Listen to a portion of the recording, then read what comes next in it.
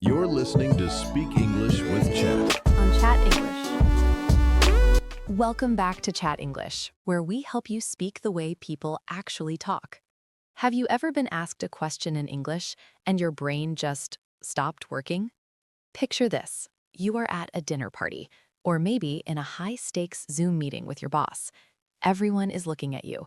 The clock is ticking. You know the answer, but you need 5 seconds to find the words.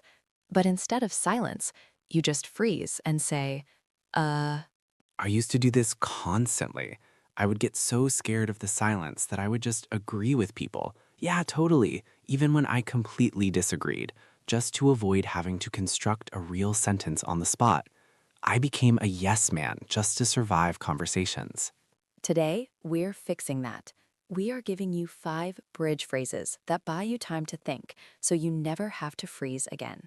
Honestly, Alice, that yes man phase was pretty embarrassing. I remember one time my team leader asked me if I thought the deadline was realistic. I knew it wasn't. I knew we were going to fail if we didn't change it. But he looked at me and the pressure hit and I just said, "Yeah, looks good." Oh no, and then you had to work all weekend to make it happen? Exactly, all because I couldn't buy myself 5 seconds to organize my thoughts in English. That is the buffer panic. It is that moment where your brain is buffering, loading the data, but your mouth feels like it has to be moving. That is a perfect metaphor, brain buffering. And the natural instinct is to fill that silence with noise. We say or we just give a short bad answer like you did. But here's the secret I learned way too late. Native speakers buffer too. Exactly. We just do it differently. We don't say for 10 seconds. We use specific phrases that sound intelligent, even though their only purpose is to buy time. It is like a magic trick. You are stalling, but to the listener, it sounds like you are being thoughtful and profound. Right. So today, we are going to build your toolkit. We have broken this down into 3 techniques: the repeater, the validator, and the clarifier. I love these names. It makes it feel like a video game. It is a game of buying time. And if you want to follow along with the scripts we're using today, we have put them all in a free PDF guide for this episode. It has the phrases, the definitions, and the practice questions we're about to do. You can find the link right below. Definitely grab that. It's great for reviewing before your next meeting. All right, let's start with the first technique, the repeater. This one saved my life in interviews. The concept is simple. When someone asks you a difficult question, you don't answer it immediately. Instead, you reflect the question back to them to confirm you understood it. But you don't just parrot it back like a robot, right? If they say, "What do you think?" you don't say, "What do I think?" Exactly. That sounds sarcastic. You have to use a specific grammar structure called indirect questions. Oh, grammar, my favorite. Don't worry, it's easy. You start with a phrase like, "So what you are asking is," or "If I understand correctly, you want to know." And then you finish the sentence with their topic. Right. Let's look at an example. Imagine your boss asks, "Why are sales down this quarter?" Panic mode engaged.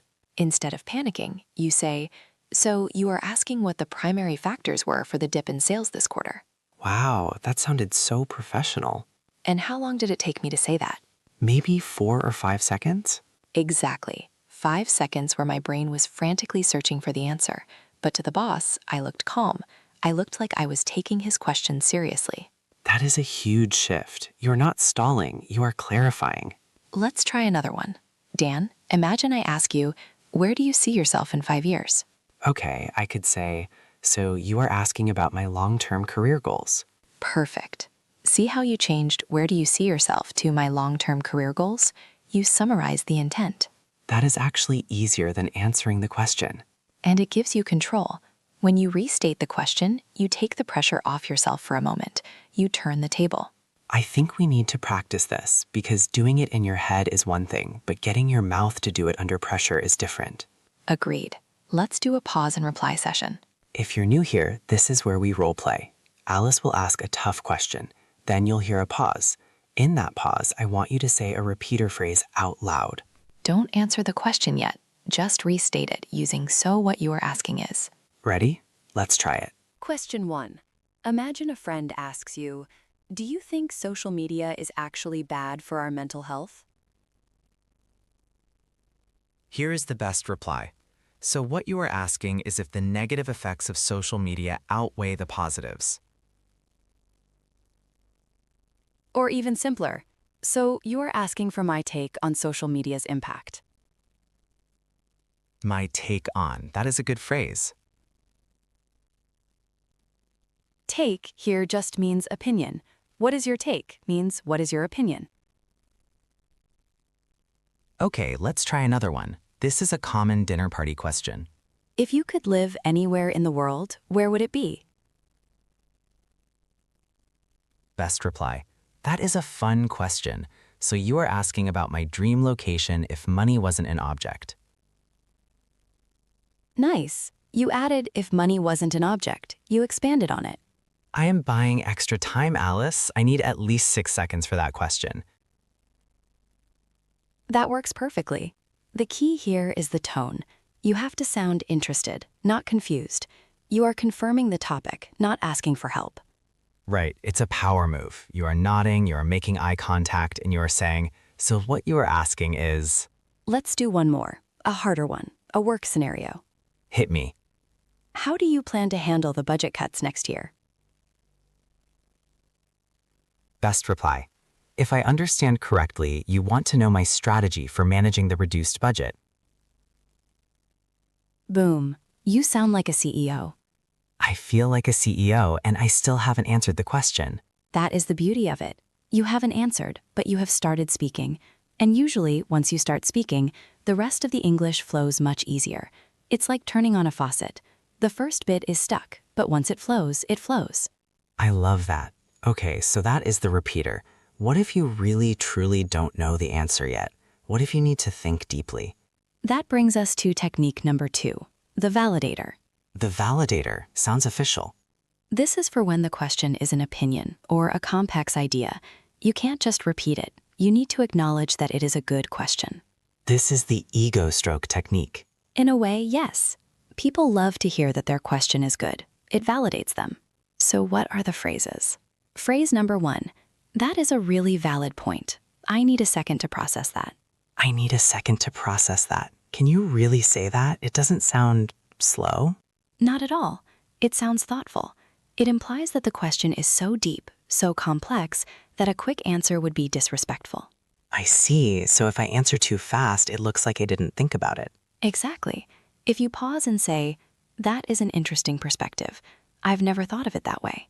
And then look up at the ceiling for a moment, you look like a philosopher. A philosopher who is frantically translating vocabulary in their head. They don't know that. They just see the deep thinker. Okay, I like that is a valid point. What else? Let me gather my thoughts for a moment. Gather my thoughts. I like that image. Like your thoughts are little papers blowing in the wind and you are grabbing them. It is a very common idiom. It just means let me organize my ideas. I used to say, let me think. Is that okay? Let me think is okay, but it can sound a bit basic. Let me gather my thoughts sounds more sophisticated. It sounds like you have the thoughts, they are just messy. Let me think might sound like you have no thoughts at all. That is a crucial distinction. We want to project confidence. Right. Another great one is, to be honest, I'm still processing exactly how I feel about that. Oh, that is vulnerable, to be honest.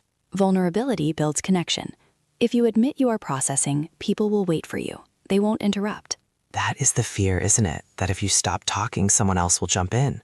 But if you use a validator phrase, you are holding the floor. You are putting up a do not disturb sign while you think. Let's practice these, because I feel like the delivery is important here. You can't say it too fast. You have to say it slowly. These phrases are meant to eat up time. Okay, let's do another pause and reply. I will ask an opinion question. I want you to use a validator phrase. Try to stretch it out. Channel your inner philosopher. Dan, why do you think remote work is becoming so popular? That is a really fascinating question. To be honest, I need a moment to gather my thoughts on that because there are so many factors. Excellent. You bought yourself almost 8 seconds there. And I added, because there are so many factors. That is a great little addition to show I see the complexity. It is. Let's try another one. Do you think technology is making us less social? That is a valid point. It is something I have been thinking about a lot, but I'm still processing exactly where I stand. Where I stand. That is another great phrase. It means what my opinion is, right? Yes, your stance or where you stand is your position on an issue. I feel like these phrases are armor. Like I can go into any conversation now, and even if they ask me about rocket science, I can say, that is a fascinating question. Let me gather my thoughts. And then while you are gathering your thoughts, you can steer the conversation to something you actually know about. Speaking of rockets, have you seen my new car? Maybe not that drastic of a change, but yes, once you have the floor, you can pivot. Before we move to the third technique, I want to take a quick break to talk about how you can actually remember these, because it is one thing to listen to a podcast and another to use these in real life when your heart is pounding. Yeah, I usually forget everything I learned the moment I get nervous. That is why we recommend choosing just one phrase from today. Don't try to memorize all 5. Just pick one. Maybe it is, so what you are asking is, And use that one phrase for a whole week. Use it on your pat, use it on your barista, use it in the shower. exactly, make it your default setting. If you subscribe to the channel, you'll see we do this in every video. We break down big, scary English problems into these tiny copy-paste habits. So if you haven't hit that subscribe button yet, do it now. We are building a whole library of these cheat codes for you. And it really helps us keep making these episodes. Okay, back to the panic. We have done the repeater and the validator, but what happens when you genuinely didn't hear the question?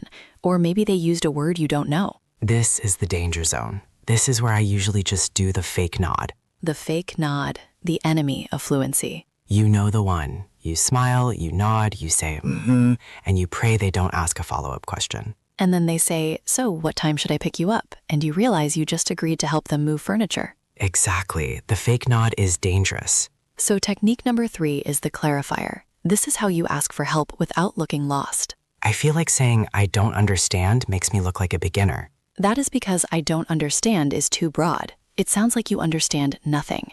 You want to be specific. So what should I say instead? Try this. I'm not familiar with that term. Is it similar to? Oh, I like that. I'm not familiar with. It sounds so professional. It sounds like I know most things, just not this specific thing. Exactly. It protects your status. Or if you just missed the audio because it was loud, don't say, what? Say, sorry, I didn't catch that last part. Could you run that by me again? Run that by me again. That is very natural. It is a phrasal verb. To run something by someone usually means to tell them an idea to see what they think, but here it just means repeat it. And what if they are speaking way too fast? Then you blame the connection, even if you are in person. Blame the connection in person? Sorry, my ears have bad Wi-Fi? No, but you can say, my brain is a bit slow today. Could you slow down just a second? Ah, blaming your own fatigue. That is smart. It makes them feel like they aren't the problem, so they are happy to help. Or simply, I want to make sure I fully understand your point. Could you rephrase that? Rephrase. That is a power word. It means say it in different words. Yes, you aren't asking them to speak simpler. You are asking them to rephrase. It sounds like you are looking for clarity, not simplicity. Okay, this brings us to a best reply quiz. I love these. Me too. Here is the situation. You are in a meeting. A colleague is explaining a new project, but they are using a lot of slang and speaking super fast. You missed the main goal of the project. They stop and look at you for agreement. What do you do? Okay, sweating already. Here are your 3 options. Option A, nod and say, totally, sounds great. Option B, say, I don't understand anything. Option C, say, just to ensure we are on the same page, could you summarize the main goal one more time? I think I know this one. Choose your fighter. It has to be option C. Correct. Why not option A, the fake nod? Because if I say totally and then I do the wrong work, I get fired. High stakes. And why not option B, I don't understand anything? Because it makes me look incompetent. Option C, just to ensure we are on the same page, makes me look like a responsible team player who cares about accuracy. Exactly. On the same page is a fantastic idiom. It means we have a shared understanding. And asking them to summarize is great because it forces them to simplify their own messy explanation. You are actually helping the whole room. You really are. Usually, if you are confused, 3 other people in the room are confused too. You become the hero by asking. I want to circle back to something we talked about earlier, the valid point vocabulary. We threw a few good words in there. Can we break those down a bit more? Let's do a quick vocabulary breakdown. I want to make sure everyone really owns these words. First one, perspective. We used it in, that is an interesting perspective. Perspective just means a point of view. It's how you see the world. So instead of saying, that is an interesting opinion, you say, that is an interesting perspective. It sounds more objective. It sounds less judgmental too. An opinion can be wrong. A perspective is just a perspective. Right. Next one, process, as in, I need to process that. We usually talk about computers processing data. Exactly, but we use it for humans all the time now. It means to think about, analyze, and digest information. Give me a minute to process this news. It implies deep thinking, not just hearing, but understanding. And the last one, my favorite idiom, off the top of my head. Oh, we didn't use this one in the examples, but it is perfect for this topic. It is. If someone asks you a question and you don't know the answer, you can say, off the top of my head, I'm not sure. Let me check. It means without checking my notes or from memory. Yes, it's a great way to say I don't know without looking stupid. You're saying, I don't have this information memorized right now, but I can find it. Off the top of my head, the sales figures were around 50K, but let me verify. Perfect use. It signals that your answer might be an estimate. It protects you from being wrong. You know, Alice, hearing all these phrases, it makes me realize something. The goal of conversation isn't speed. No, it really isn't. I always thought fluency meant speaking at 100 miles per hour, like if I paused, I was failing. But when I listen to you or when I listen to interviews with famous people, they pause all the time. Think about Barack Obama or Steve Jobs. Did they speak fast? Not at all. They spoke incredibly slowly. They took huge pauses. And did they sound stupid? They sounded like the smartest people in the room. That is the power of the pause. When you rush to answer, you signal that you are eager to please. You signal that you are nervous. When you take 5 seconds to gather your thoughts, you signal that your words have value. That is a massive mindset shift. I am not slow because my English is bad. I am slow because my thoughts are valuable. Precisely. You are controlling the pace. I remember the first time I actually tried this. I was at a party with some native speakers, and they were talking about politics. Usually, I would just hide, but one of them asked me, "What is the situation like in your country?" Big question. Huge. And my instinct was to blurt out, "It's good," just to end the pressure. But I forced myself. I took a breath. I looked at my drink. I waited 3 full seconds. And what happened? Did they leave? No, they leaned in. They waited. The silence actually drew them in. And then I said, "Well, it is complicated to explain in one sentence." And I felt so in control. You trained them to wait for you. I did. And because I wasn't rushing, my grammar was better. My pronunciation was better. It was a positive spiral. That is what we want for everyone listening today. We want you to feel that control. So let's recap the 3 tools you have now. Tool 1, the repeater. So what you are asking is... Tool 2, the validator. That is a valid point. Let me gather my thoughts. Tool 3, the clarifier. I'm not familiar with that term. Could you rephrase that? You have the scripts, you have the mindset. Now you need the practice. And we have a specific challenge for you this week. Yes, for the next 24 hours, I want you to force yourself to pause for 3 seconds before answering any question, even an easy one. Even if your spouse asks, "Do you want coffee?" Yes, count to 3.